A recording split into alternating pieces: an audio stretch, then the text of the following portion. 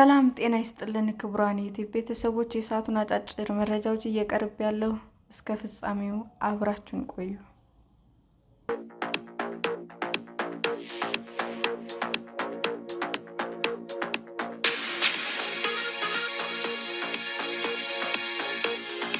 የአማራ ክልሉ ፋኖ በአሜሪካ መንግስት የተገለጸበት ደረጃ 3 የሽብር ቡድን ምንድን ነው?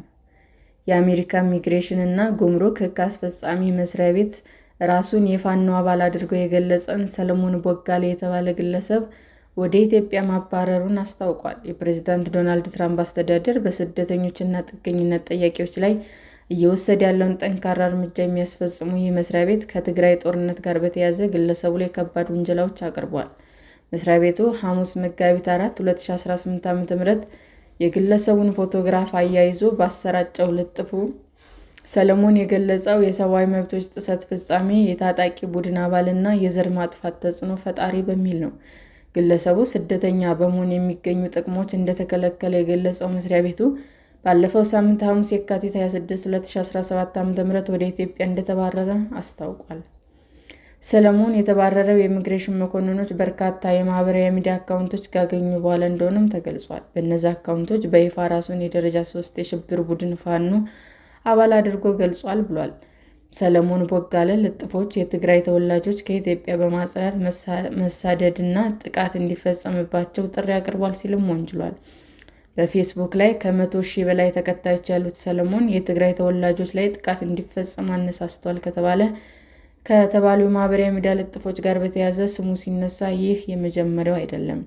ዘ ቢሮ ኦፍ ኢንቨስቲጌቲቭ ጆርናሊዝም የተባለው ለትርፍ ያልተቋቋመ የምርመራ ጋዜጠኝነት ማዕከል ላይ በአውሮፓውያኑ 2022 የወጣ አንድም የምርመራ ዘገባ ሰለሞንን ጠቅሶታል።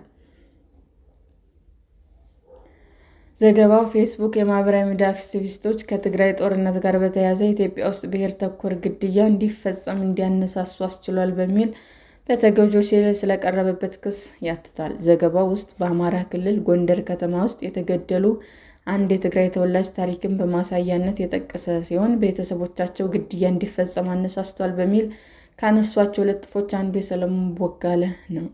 ቢቢሲ በአሜሪካ ኢሚግሬሽን እና ጉምሩክ ሕግ አስፈጻሚ መስሪያ ቤት የቀረበውን ውንጀላ በተመለከተ የሰለሞን አስተያየት ለማካተት ያቀረበው ጥያቄ እስካሁን ምላሽ አላገኘም።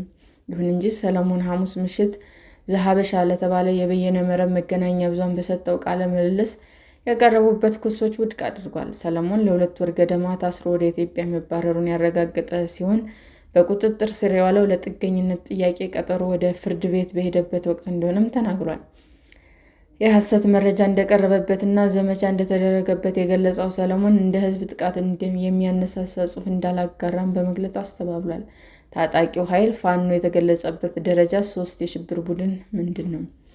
የአሜሪካዊ ስደተኞች ተቆጣጣሪ መስሪያ ቤት ሰለሞን አባል የሆነበት የፋኖ ኃይል በደረጃ 3 የሽብር ቡድን የተመደበ እንደሆነ መግለጹ ማህበራዊ ሚዲያ ላይ መነጋገሪያ ሆኗል። የአሜሪካ የዜግነት እና ኢሚግሬሽን አገልግሎት መረጃ እንደሚያመለክተው እዚህ መደብ ውስጥ የተካተቱ ቡድኖች አባል የሆኑ ግለሰቦች ወደ ሀገሪቱ እንዳይገቡ ሊከለከሉና በስደተኝነት የሚሰጡ ጥቅሞችን እንዳያገኙ ሊያደርጉ ይችላሉ።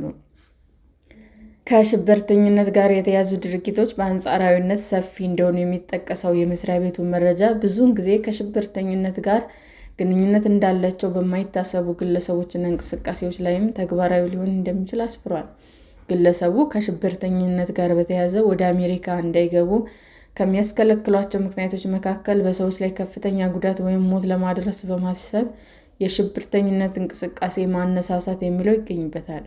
የሽብርተኝነት ድርጅት ተወካይ ወይም አባል መሆን እንዲሁም የሽብር ድርጊቶች መደገፍ ምክንያቶች መካከል ናቸው።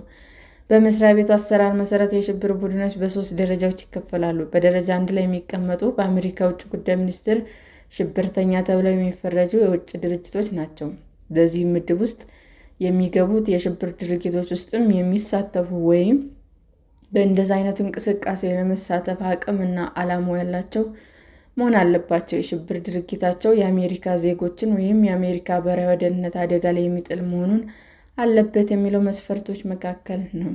ደረጃ 2 የሚቀመጡ ለኢሚግሬሽን ዓላማ ሲባል በሽብርተኝነት የሚፈረጁ ቡድኖች ናቸው። የውጭ ጉዳይ ሚኒስቴሩ ከጠቅላይ አቃቤ ሕግ ጋር በመከባበር ወይም በአቃቤ ሕግ ጥያቄ ለፍረጃው ይችላል።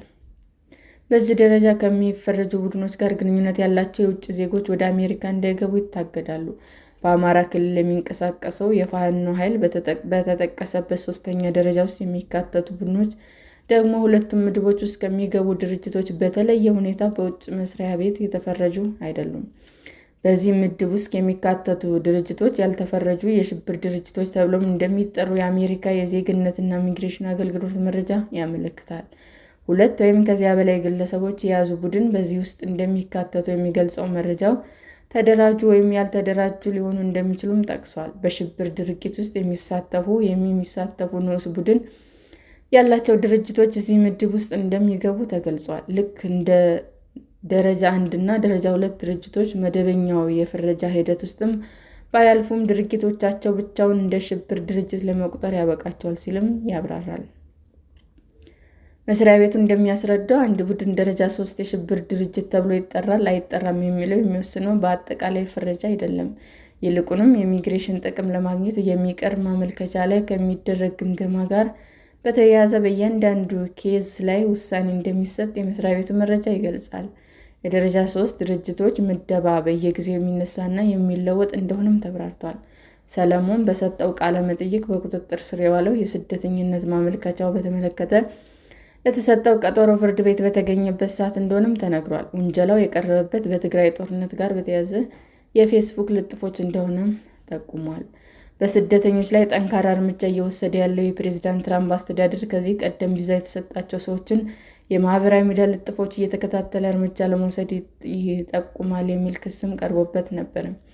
ይህንን ክስ ያቀረቡት የአሜሪካ የሰራተኛ ማህበራት እርምጃ ሀሳብን በነፃ የመግለጽ መብት ይገፋል ማለታቸው ሮይተርስ የዜና ወኪል ዘግቦ ነበር። በወቅቱ ለዚህ ክስ ምላሽ የሰጡት የአሜሪካ የውጭ ጉዳይ መስሪያ ቤት ምክትል ቃል አቀባይ ሽብርን የሚደግፉ የውጭ ዜጎችን የመቀበል ግዴታ የለብንም ብለዋል። ሰላም ጤና ይስጥልን ውድ የዩቲዩብ ቤተሰቦቼ እንዴት ናችሁ? አዲስ ጀማሪ ነኝና ሰብስክራይብ ያደረጋችሁ አበረታቱኝ። አመሰግናለሁ። ዩቲዩብ አድማጮቻችን ለሰዓቱ ያቀረብኩላችሁ አጫጭር መረጃዎች ይህንን ይመስል ነበር። በሌላ መረጃ እስክንገናኝ ሼር፣ ላይክ፣ ሰብስክራይብ እንዲሁም ቢቀርብልን የምትሉት መረጃ ካለ ኮሜንት እያደረጋችሁ ቸር ቆዩን።